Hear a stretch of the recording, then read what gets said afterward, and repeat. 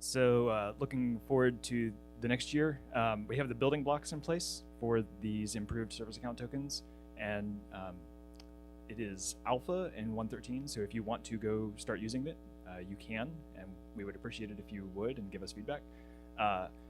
We're looking for ways to roll that out and have it enabled by default. So there are a few pieces to that. One is kind of looking at how clients across the ecosystem use and consume token credentials from inside pods, and helping them start to be capable of handling rotated credentials so that they don't just assume I can read this when my process starts up and this will be good until eternity. Client Go is already updated to do this. We're going to be working with a lot of the other clients as well to get that happening. There's an opt-in switch currently to make what admission injects automatically be these better tokens. We will be looking for ways to make that the default. That will probably happen as the API server starts to be configured via actual configuration files with versions attached, and on a version boundary of that config, we can change default behaviors like this. So we preserve compatibility, but we also push people to better defaults as they continue along with their configuration. We started the dynamic audit work last release, and that was alpha, and so we'll be progressing that. Right now, it's all dynamic audit webhooks get the same events, and so we're looking for ways to let them specify particular events they would like to see. And then also working through some of the ways that we configure API servers to authenticate to the webhooks that they call. And that doesn't just apply to dynamic audit, that applies to admission webhooks, other webhooks as well. So we're working through some of those designs. And I will hand it off to Tim, let him talk about the policy bits. Yeah, so let's see. Policy is kind of a vaguely defined thing, but usually when we're talking about policy, we mean admission controllers and things that are enforced through admission. We tend to kind of talk about authorization and things like RBAC policy separately.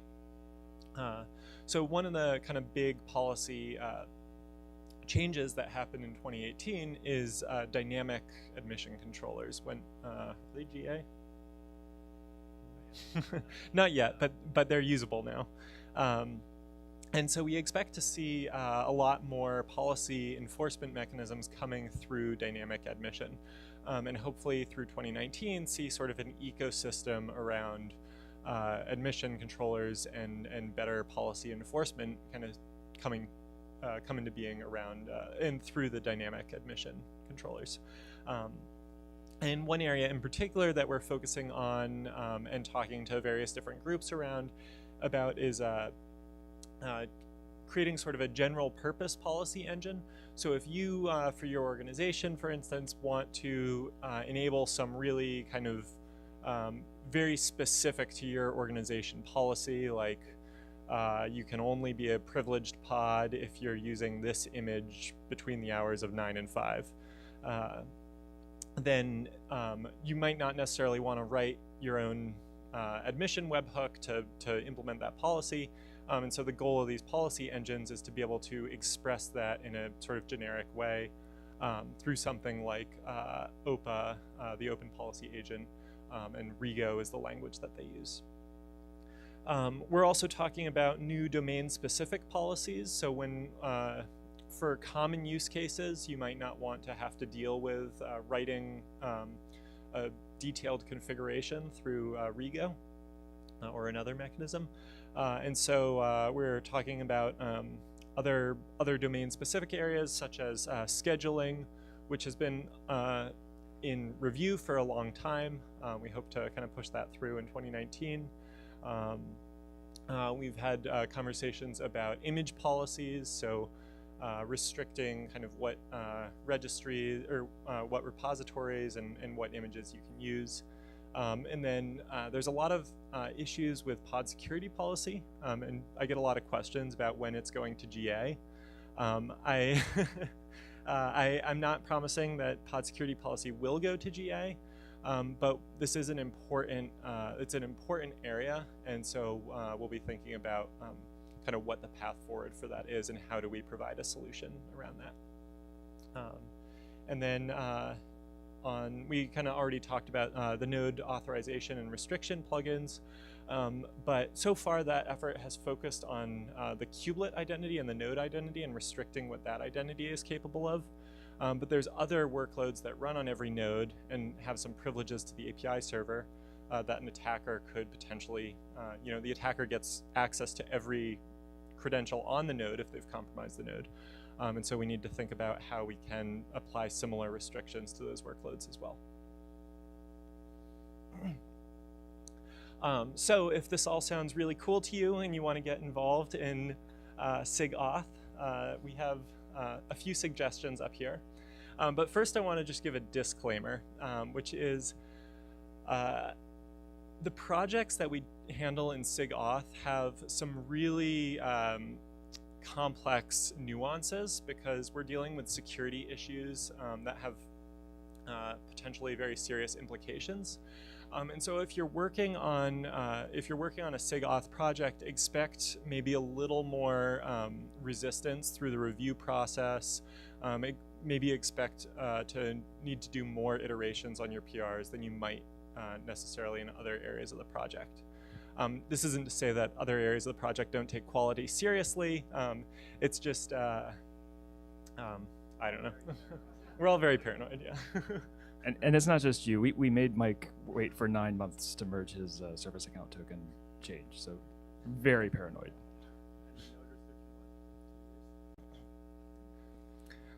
So if you're not scared off yet, for new contributors, people who don't have much experience contributing to other parts of Kubernetes and want to get involved in the project, we have the good first issue labels. This applies to all SIGs. You can filter by the SIG. We have one issue in SIG Auth. That's a good first issue. So who wants to grab it? But in all seriousness, I am personally pledging to try and do a better job of labeling issues as good first issues and also help wanted issues. And hopefully working with the rest of the SIG Auth community to make sure we have a good flow of work here. Also, if you have a cool idea that you think we should adopt in SIG Auth, that's awesome. We'd love to hear about it. We'd love to see a prototype. And I think going forward, we expect almost all new features to enter SIG Auth and kind of start life as a prototype or a plugin. Oftentimes, it's enough to just exist as a plugin, and we'll see more and more projects that might even become standard features that you expect on every Kubernetes cluster, but are still run as a plugin, a dynamic admission webhook, an authorization or authentication webhook, or expect once dynamic audit goes to GA that we'll even start seeing some cool things like audit portals and whatnot. And lastly, I wanted to call out that quality is a top priority for 2019. You may have heard this in other sessions. And so a really great way to get started submitting code and learning more about different parts of SIG Auth is to work on expanding our test coverage. If there's some feature that you want to learn more about, go and look at the end-to-end tests and see examples of how to use it. If you find that there isn't an end-to-end test or there isn't an example of what you want to see, then think about adding that. And then similarly with documentation. If you are a more experienced contributor and are ready for the pain of submitting KEPs or dealing with multiple PRs, the help wanted labels are for kind of larger issues that might not be as good for the new contributors, but still areas that we're looking to get more people working on. We also have a general problem of bottlenecks on our PRs.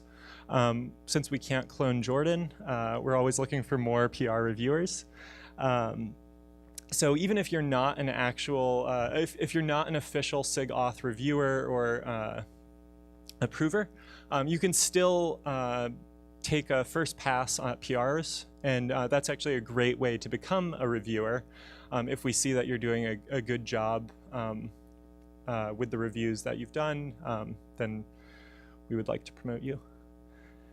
And then also I mentioned earlier that we want to do a better job of triaging issues, and so always looking for help there as well.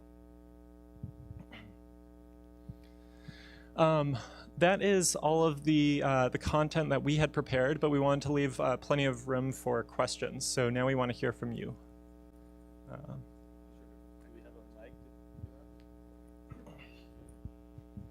So a lot of the SIG Auth stuff has been working great for us on our internal cluster, and we've started looking at some of the managed Kubernetes offerings out there and finding that they're all tightly integrated with the IAM offering of the cloud provider. So one thing I'm interested in knowing, is this something SIG Auth can influence, or is anybody aware of this direction where we could get our own, like kind of bring your own authentication provider to a managed Kubernetes offering in the cloud?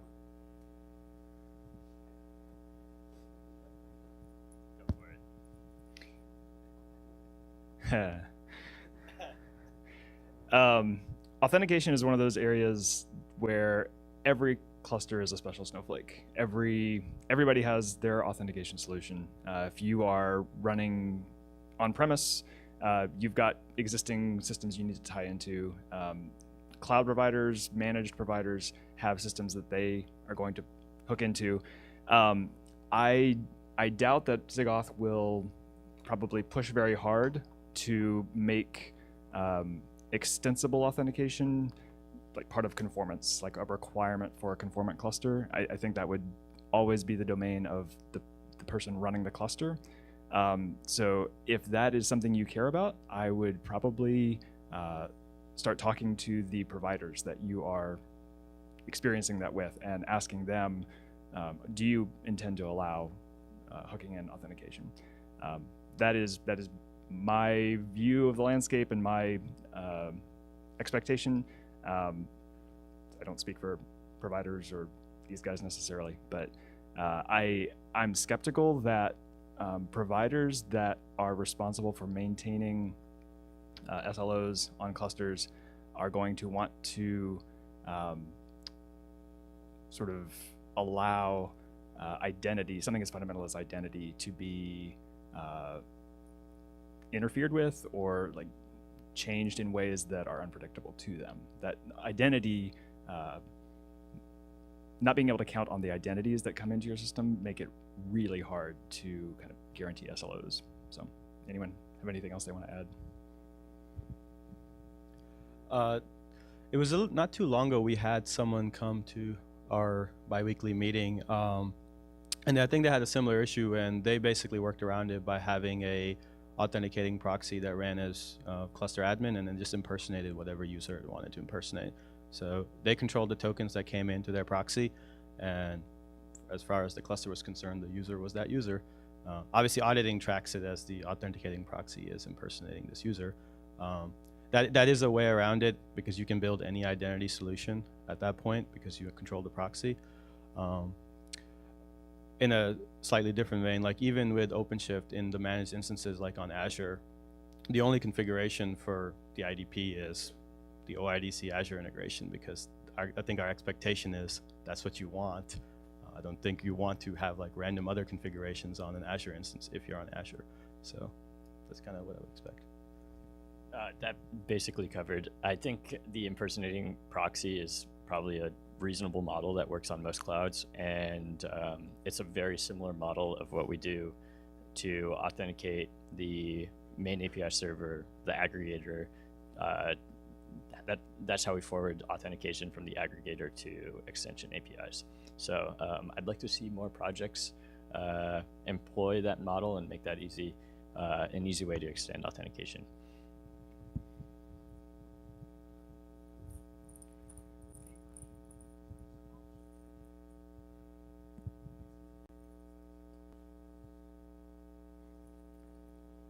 There's a question, extensibility of service accounts for external providers. I'm gonna let Mike answer that. He's thought more about service accounts than I have. Yes, so if you are running inside a cluster, we hope that there's some consistency in the way that you authenticate to the Kubernetes control plane. Right now, there is some conformance testing for how that works. So it should be consistent on providers that say that they are running Kubernetes. That's one area where we do have a little bit more control than external user authentication. And I hope that we can get some of the new functionality into conformance as time goes on. So I had a couple of questions. One is kind of related to what you just said regarding conformance. Like, for example, if I want to verify something works as a privileged pod, and I want conformance to work in both ways, like running as privilege. Like if I'm having running a new admission controller, that it works in privileged mode and non-privileged mode, and I find that the conformance test is kind of like I'd accept that non-privileged mode, some set of tests will fail, and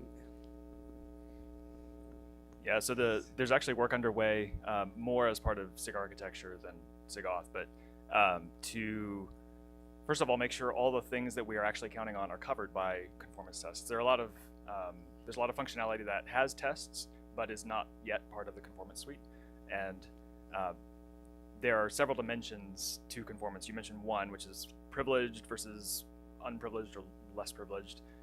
There are other dimensions like what operating system are you running on? Other dimensions like, are you using an in-cluster authorization mechanism like RBAC, or are you delegating out to an out-of-cluster implementation? And so those kind of flavors or profiles has been thrown around as a term.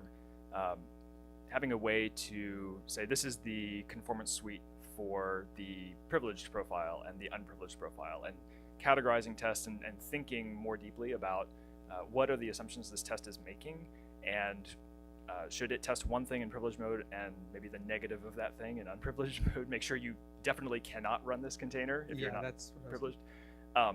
That is ongoing. There's actually a sub-project of SIG architecture, which is the conformance working group. So if you are interested in that or have opinions on that or want to kind of see what the state of that is, check out the SIG architecture sub-project, and a lot of that discussion is happening there.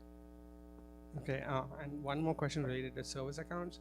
When you have like a token rollover, does the currently running process is kind of terminated? Like, do you have a graceful switch over to a new process? So the way they've been designed, the token is valid for until it expires or the pod it is bound to gets deleted.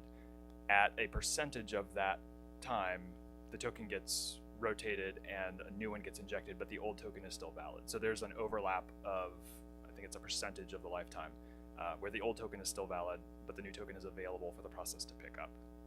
Okay, so all the pods will be kind of evicted during that period. No, so the token rotation doesn't require evicting the pod. The tokens can update live inside a running pod. So if the process is capable of observing that change and picking up the new token, then it doesn't have to restart. It can keep using the new token. And that was part of what we were talking about with updating the client libraries that pick up in cluster config to handle that observation and rotation for you. So if you're using the client libraries provided by the Kubernetes project, you'll get that behavior for free. If you're using your own, then you need to observe token changes, and that's part of what we're working through, how to do that compatibly, try to figure out if we need people to opt in to that or indicate that their pod is capable of that, or how we're going to roll that out. Okay. If you want to force a rotation, which we won't do automatically, so say you have tokens that are valid for an hour, they rotate every 30 minutes or so. If you want, for whatever reason, that hour is too long for you, you can go ahead and do a rolling update of the replica set, and that will invalidate all tokens provisioned to old pods that have since been deleted. Okay, and one last question relating to the authentication proxy you mentioned. Is that like the recommended best practice to support like federated authentication? So there are two ways you can do federated authentication. You can put an authenticating proxy which terminates authentication and then just conveys information to the backend through headers with mutual TLS. That's one way. The other way, if you, in some environments, you don't have the ability to actually get MTLS credentials to be an authenticating proxy, so the impersonation mechanism works as well. So if you make a normal API call, but then add impersonation headers, the first step the API server will do is, once it figures out who you are, it will say, are you authorized to impersonate the user you're trying to impersonate? And so those are two mechanisms for kind of putting a layer on top and then dictating authentication down to the API server. Okay. So I'm kind of new, and my question is, what are the security prerequisites, like knowledge-wise, for contributing in the SIG, and what kind of resources do you recommend to learn? That's a good question. Just general security knowledge, I guess it depends on what area you're interested in. So if you're looking at like some of the authentication areas, then familiarity with whatever that is, whether it's X509 client certificates or OpenID Connect or whatever the particular area is, would be helpful. If I think Tim's suggestion about getting familiar with the code that's there and either helping fix it where it's unclear or not well tested, not well documented, would be a good first step, just to get familiar with a particular area and learn more about the technology, but then also how Kubernetes uses that technology. Yeah. Is there a walkthrough somewhere, a video walkthrough of the code base, like regarding this? Not specifically for authentication, but there was an API server tour, and I think he touched on some of those as he worked his way through the layers. So that video hopefully will be online. Okay. So yeah, the API server codebase tour was pretty good, I've heard. Okay, thank you. Just to add something to the first question, also, I think a lot of security, having some security knowledge before working on SIG Auth will help you to identify kind of the big projects and areas that we need to focus on and sort of set priorities and goals and whatnot. But you don't necessarily need to do that you don't need to do that to get started. And so a lot of that work has already been done by people who are experienced in the project. And so I think it's definitely possible to pick up some of the good starter tasks and things and learn more about security through that. While Tim does that, I was just going to mention that, so I probably spent a year before I became particularly useful in OpenShift, which is, just cube with more stuff on top. So don't get concerned if it takes some time, right? Like I spent probably 2 years before that working in IT security, and it's just a lot of code. But yeah, Stefan's talk was quite excellent. I did enjoy that. That will tell you how the insanity of the API server wiring looks like, and if you still want to keep working on it after that, I did hope at some point in the not too distant future to do a walkthrough of like what the auth stuff looks like at a code level. Hey, first of all, thank you, Jordan, for being on Slack 24/7 hours a day and answering our questions there.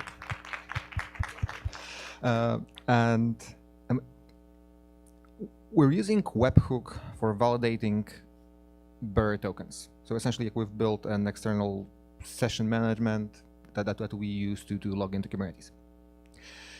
We're using cache that's built into webhook validator, right, for performance. But we would like to log out from destroy the session at some point.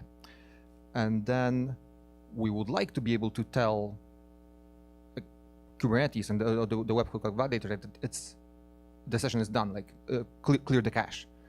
Are there plans for doing that, or is it something that we should look into building, or this is a bad thing to have?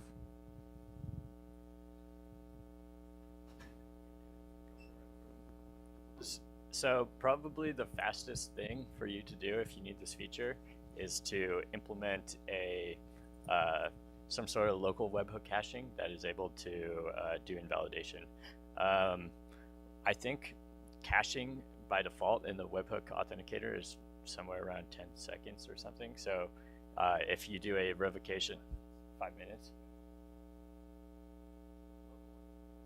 Okay. You can tune that to be something like 10 seconds and then handle revocation in your backend, or you can implement some sort of local caching that knows how to do invalidation. This is kind of where Tim was talking about earlier, where we see a lot of, we're very focused on stability of our core APIs and core functionality, and where we would like to see a plugin or an extension implement this behavior outside of core. And if it's something generally useful, we can consider bringing it in as a SIG Auth subproject or implementing it as a core feature.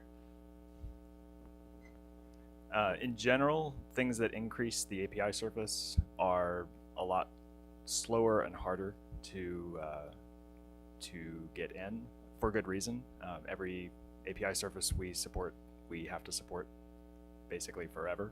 And so something that specific, I would be surprised if an API for token cache management happened in the API server itself.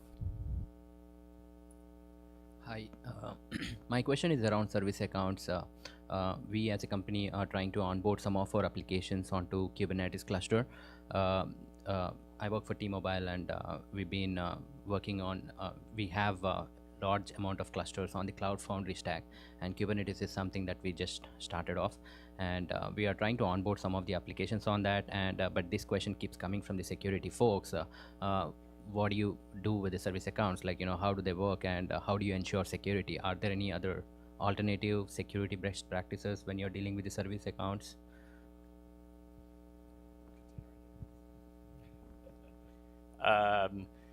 Our recommendation is to use the improved service accounts as soon as possible. So that's the feature called bound service account token volumes. That's an alpha in 1.13. Yeah. It's going to be difficult to phase in because there are some incompatible changes, such as more lockdown file permissions, the rotation, so that's actually incompatible for older clients.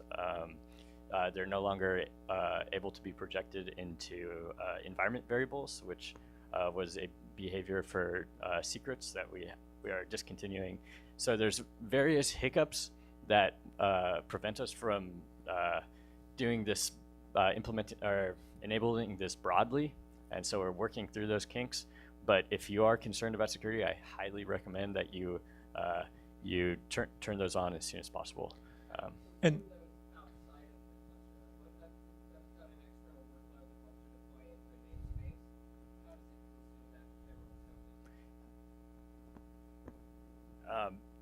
so the question was, how does an external workload, like an external CI system or something, consume this token?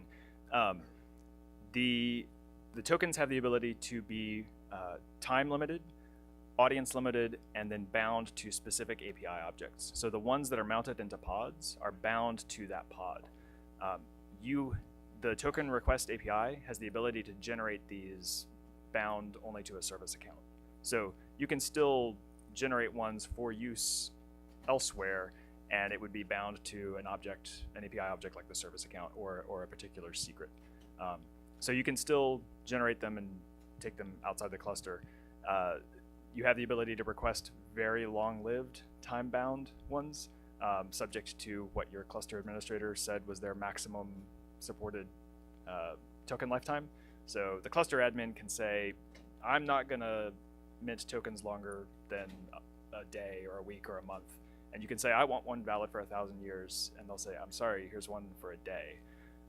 And so we're trying to give cluster admins the tools they need so they can actually have crypto hygiene and be able to rotate their signing keys, but then also have an API that still gives people the tools they need to take credentials outside. So that's the balance we're trying to walk. time are we going to? What? Oh, Yeah, are we out of time? I think we're out of time, but we'll be around. There's also a deep dive session on Thursday, and there will be more time for questions there. Then, of course, you can reach us on Slack and Tim has a talk later today. Oh yeah. and I have a talk later today. Thank you all.